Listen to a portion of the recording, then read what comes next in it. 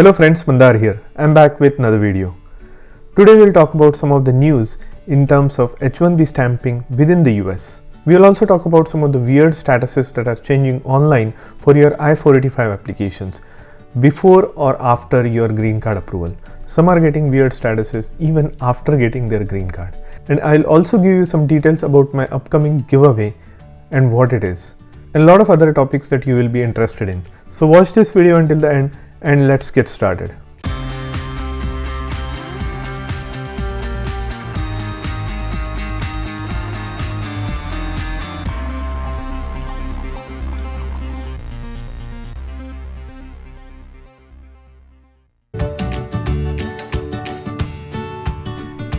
If you are here for the first time, welcome. My name is Mandar and I make immigration and lifestyle related videos for US and Canada.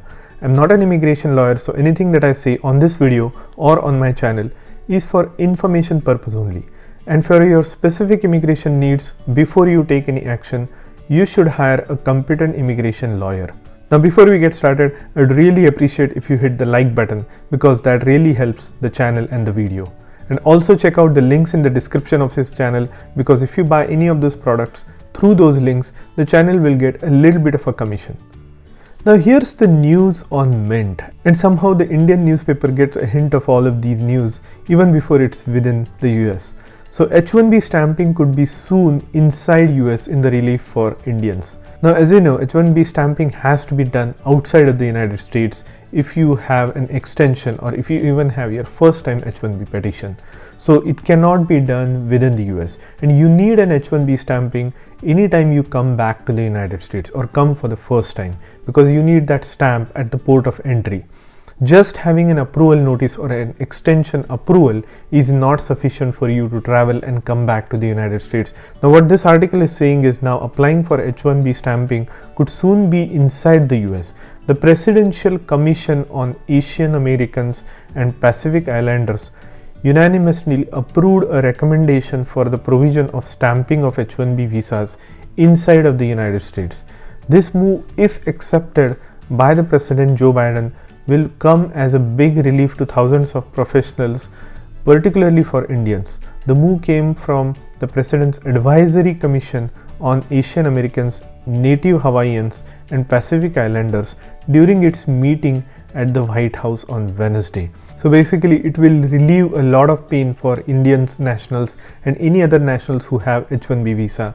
If they have an extension of the visa within the US and if they want to travel outside and come back, they typically have to take an appointment in their home country or any neighboring country such as Canada or the Mexico and get it stamped before they can come back. Now with this new provision, if the President accepts this recommendation from this committee, it will be a huge relief for a lot of people.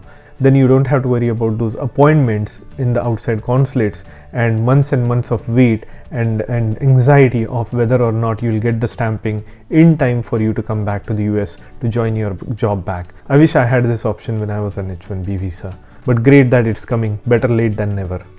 Now some of the people are getting some statuses or status changes on their I-140 or 485 applications that do not make sense. So say for instance, in one's example, somebody had their application moved from a certain processing center to National Benefit Center, and their status changed to fingerprints were already taken.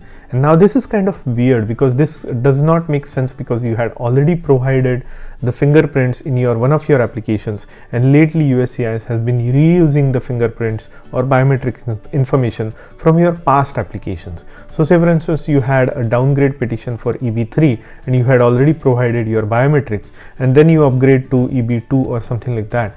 They can still go back and take your biometrics from previous application. Now having just moved from one processing center to another and you are so close to getting your green card adjudicated, this particular status kind of confuses people, because what is happening, is it really that they just now got their fingerprints, or because so much time has already passed and you would assume that they have already done the background check and things like that, and suddenly to have this status kind of puts you into confusion. What I would interpret it as, sometimes the visa officer, they just put a status on the case that makes sense for them at the time of the change that they make. Say for instance, your application has been moved from one processing center to another. They go through your application, see what all documentation is already completed, is it documentarily complete, if you have your biometrics done, and before moving into the next stage they want to change the status to something, and sometimes they would pick any status that would make sense to them at the time. That does not mean that your case has all gone back into the biometrics. It just means that they have acknowledged the case at the new processing center, and now they will process the application further. So I would not put too much thought into these status changes, because if you have already gone through the process, if you have waited long enough, what matters really is your visa number or is your priority date current, and if it is current, you should expect that your case will be adjudicated as soon as possible. But if it is retrogressed, then you will have to wait until your date becomes current again. So that's all matters. All these statuses in between, unless you get an RFE to which you need to respond to, all other statuses, I would not put too much emphasis on that. Now, for those people who have been waiting for long in the US to get their green card, and who have gone through multiple retrogressions and who are contemplating moving to Canada, I have a collaboration with a company that helps individuals to move from United States to Canada through their existing employer or through a new employer, a Canadian employer, or they have some other options as well. If you are in that category who are looking to move to Canada while waiting for your green card date to become current or priority date to become current, I'll be doing a webinar with Canadian immigration lawyer and the CEO of Path to Canada and Synthesis in the month of November. So mark the date, November 21st, which is when I will be doing this interview. This will give you more information if you are contemplating moving from US to Canada, or for either short term or long term. So stay tuned, and I will be giving certain reminders up until the date. Now here's another article that refers to the same article that I was talking about. US-Canada intercorporate transfers, the best immigration option. This article goes into how you can move to Canada while maintaining your current job within the United States with the same employer. You can work from Canada. One of the best work visas for managers and executives who want to immigrate to United States is L1. Some people who have stayed here for long enough, who were not international managers, so they are on H1b, and they want to move from EB2 or EB3 to EB1. Now the only way they can do that in EB1C is to fulfill those conditions. So basically you'll need to be international manager for a subsidiary of the US company outside of the United States. You'll need to be in the managerial capacity for at least 1 year in the past 3 years before coming into the United States, and then you could be qualified for EB1C if you fulfill all the other requirements. So this is one of the trends that is happening currently, because a lot of people who are stuck in EB2 and EB3, who have progressed in their career to the extent that they are now in the managerial capacity, but they don't fulfill the requirements because they were always in the US throughout the process. Now in order to avail the EB1C category, they will need to fulfill those requirements of being an international manager outside of the United States for the US subsidiary in the last 3 years. If you want further guidance from me or further clarifications from me in this particular scenario, do reach out to me on my Patreon site, because I have some examples and I can give you my personal opinion on how you could go about doing this and qualify for EB1C. Now in the last couple of videos I had mentioned that I will be doing a giveaway, and today I want to disclose what the giveaway is going to be. I'm going to give away Apple Series 8 watch in the aluminum edition. So how I'm going to do this is, I'll post the rules in the comment section below, but essentially what they are you need to be a subscriber of the channel. So if you haven't subscribed, do subscribe to the channel. Also hit the like button for all the videos, this video and all the videos up until the giveaway announcement. And if you can also take a moment to comment on my channel, so like, subscribe and comment. The comments could be genuine questions, some kind of a discussion, or any opinion or point of view that you may want to address in the comment section below. So just 3 simple rules: subscribe, like and comment in all the videos, this one and any video leading up to the giveaway announcement.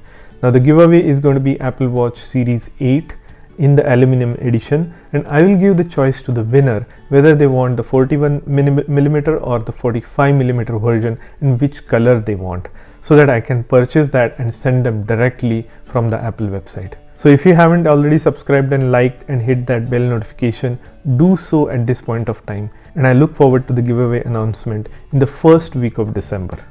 Now another important question, and some of the people have asked me, is if you are on EAD, if you have an H4 EAD or I-485 EAD, can you apply in schools and colleges? Yes, you can. You need to have a valid status or valid visa status. That is key for you to be eligible for the admission. So if you want me to go into the details of EAD versus having a student visa, I can make a separate video out of it. But remember that if you are on a valid visa status such as H4 or pending adjustment of status, and if you have an EAD, yes, you can apply for schools and universities to do your studies. Connect me on my Patreon site if you have more questions on this topic, and I will be happy to answer. Another funny question is some people have got their green cards and then they saw their status of I-485 supplement J changed to something weird status. In one instance, the status changed to a new office has your jurisdiction, so which doesn't make sense because the individual has already got their green card. So this is what I'm talking about, the status changes. USCIS under tremendous pressure in the last couple of months. The officers are doing all kinds of stuff in terms of status that is confusing the hell out of the candidates. So what I would say is, if you have received your green card, nothing else matters. It doesn't matter what is the status of your supplement J, because that is long gone, because they have already made a decision, already adjudicated your case, and you have your green card in your hand. So I wouldn't worry too much about the status changes on I-485J. Now another question, I have covered this one many times in my past videos, but I would like to remind everyone, because a lot of people have been impacted due to the retrogression that happened in the October visa bulletin, and they are again back into the pending adjustment of status, and their dreams of changing their jobs right after getting their green card is now prolonged a little bit. But still, you have an option to change your job with AC21 rule, which says that if you have been pending on adjustment of status, so pending I-485 for more than 180 days, you can still change your job in the same category or similar category that your I-140 is. So if you have been pending for more than 180 days, there is no problem changing your job to a different company or within the company. You don't have to go through the PERM and labor certification and I-140 again. Your I-485 will remain pending even after changing the job. Now the only time you'll have to refile for your PERM or labor certification if the job has significantly changed. Say for instance, you went from software development to something entirely different, supply chain or HR or something like that, then the job is already changed. So you will have to refile your PERM and I-140, otherwise you will have problems. Another situation where you will need to change or refile PERM is if you are changing the category. So say for instance, your pending category is EB3 and you want to upgrade to EB2 after joining the new company. Now the only way they can do it is refile your I-140, which has to be based on EB2 based PERM. So in that case, you will need to refile your PERM and I-140 in EB2 with the new company before you can transfer your case to EB2. So I just wanted to kind of clarify those things, because I have been getting a lot of questions on this topic. So I guess if you are here up until now, a like would be preferred, because if you got any value out of this video, please hit the like button. And if you want to continue to hear about my upcoming videos, upcoming topics outside of immigration, and also the giveaway announcements, do subscribe to the channel, hit that bell notification, and like this video and comment on this video, and I'll see you in the next one.